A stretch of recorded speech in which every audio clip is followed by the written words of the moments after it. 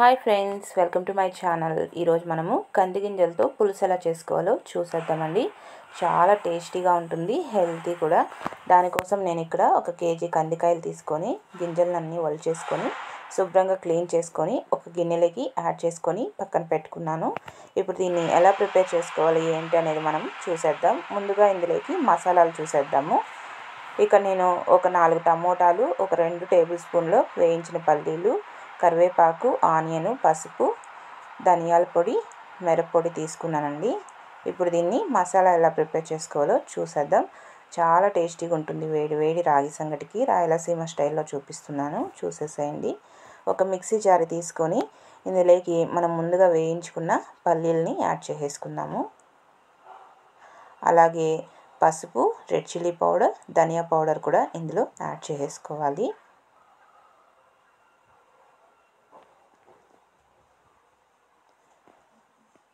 ఈ విధంగా ఇవంతా కూడా యాడ్ చేసేసుకుందాము.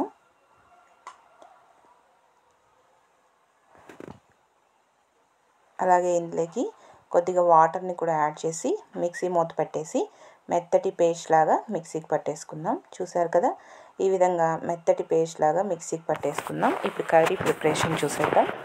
మనం ముందుగా ఒలిచి పక్కన పెట్టుకున్న కంది గింజలు ఉన్నాయి కదా, ఇందులోకి మనము మిక్సీకి పట్టుకున్న మసాలా మొత్తం కూడా యాడ్ చేసేసుకున్నాము.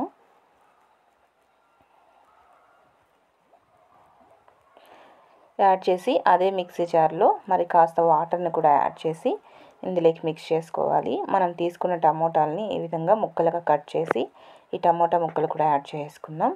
అలాగే రుచికి సరిపడా సాల్ట్ కానీ రాళ్ళుప్పు కానీ యాడ్ చేసుకోండి. మరి కాస్త వాటర్ని కూడా యాడ్ చేస్తున్నాను. యాడ్ చేసి ఇదంతా కూడా ఒకసారి బాగా కలిసేలాగా కలిపేసుకోవాలి. ఈ విధంగా మొత్తం కూడా కలిసేలాగా కలిపేసుకొని స్టవ్ ఆన్ చేసుకొని బాగా ఉడికించుకోవాలి. ఈ ముక్కల గింజలంతా కూడా మెత్తబడేంత వరకు ఉడికించుకుందాము. రాయలసీమ స్టైల్లో చాలా బాగుంటుందండి. ఇదే ప్రాసెస్లో ట్రై చేయండి. ఇక్కడ చూస్తే మనకి కర్రీ అంతా కూడా చక్కగా ప్రిపేర్ అయిపోయింది. ఇక నేను ఒక చిన్న నిమ్మపండు సైజ్ అంతా చింతపండు తీసుకొని వాటర్లో నానబెట్టుకొని ఈ చింతపండు రసాన్ని కూడా యాడ్ చేశాను. యాడ్ చేసి మొత్తం కూడా ఒకసారి కలిపేసుకొని మరి కాసేపు ఉడకనిచ్చుకుందాము. ఈ చింతపండు పులుపులో ఈ గింజలు ఉడకడం వల్ల టేస్ట్ అనేది చాలా బాగుంటాయి. కాసేపు ఉడికిన తర్వాత ఇలా ప్రెస్ చేసి చూస్తే మన గింజలంతా కూడా మెత్తగా ఉడికిపోయాయి కదా. ఇలా ఉడికిపోయినప్పుడు మనము దీన్ని పక్కన పెట్టేసుకుందాం. ఇప్పుడు దీనికి పోపు వేసుకుందాం. స్టవ్ మీద ప్యాన్ పెట్టుకొని ఇందులోకి ఒక 2 టేబుల్ స్పూన్స్ వరకు ఆయిల్ యాడ్ చేసుకోండి. ఆయిల్ హీట్ ఎక్కిన తర్వాత ఆవాలు ఒక 1/2 టేబుల్ స్పూన్ యాడ్ చేసుకోండి.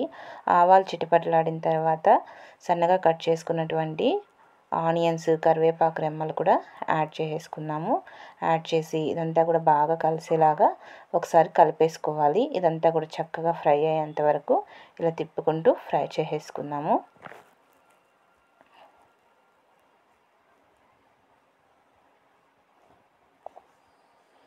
ఇదంతా కూడా ఈ విధంగా చక్కగా ఫ్రై అయిన తర్వాత మనం ఇందాక ఉడికించుకొని పక్కన పెట్టుకున్నాం కదా కంది గింజల పులుసుని, ఆ పులుసు మొత్తం కూడా ఇందులో యాడ్ చేసుకున్నాం. కూర అంతా కూడా యాడ్ చేసేసుకొని ఒకసారి మొత్తం కూడా కలిసేలాగా కలిపేసుకొని వేడి వేడి రాగి సంగట్లకి వేడి వేడిగా సర్వ్ చేసుకొని తింటే టేస్ట్ అయితే అదిరిపోతుందండి. రాయలసీమ స్టైల్లో ఈ కంది గింజల పులుసు అనేది చాలా టేస్టీగా ఉంటుంది. మీరు కూడా ఒకసారి తప్పకుండా ట్రై చేయండి. ట్రై చేసి నా వీడియో కనుక నచ్చితే నా ఛానల్ని తప్పకుండా సబ్స్క్రైబ్ చేసుకోవడం మాత్రం మర్చిపోకండి.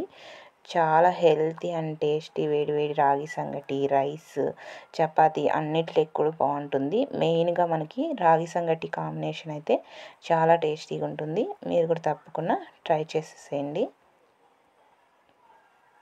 ట్రై చేసి నా వీడియో కనుక నచ్చితే నా ఛానల్ని తప్పకుండా సబ్స్క్రైబ్ చేసుకోవడం మాత్రం మర్చిపోవద్దు. అలాగే లైక్ చేయండి, షేర్ చేయండి, కామెంట్ చేయండి. పక్కన ఉన్న బెల్ ఐకాన్ని క్లిక్ చేసుకొని అంటే నేను పెట్టే వీడియోస్ అన్నీ మీకు నోటిఫికేషన్ ద్వారా వస్తాయి. అలాగే మీకు ఏమైనా కుకింగ్ సంబంధించిన వీడియోస్ కావాలనుకుంటే కామెంట్ సెక్షన్లో కామెంట్ చేయండి. తప్పకుండా చేసి చూపించడానికి ట్రై చేస్తాను. Okay friends, bye. నెక్స్ట్ వీడియోలో మళ్ళీ కలుసుకుందాం. బాయ్.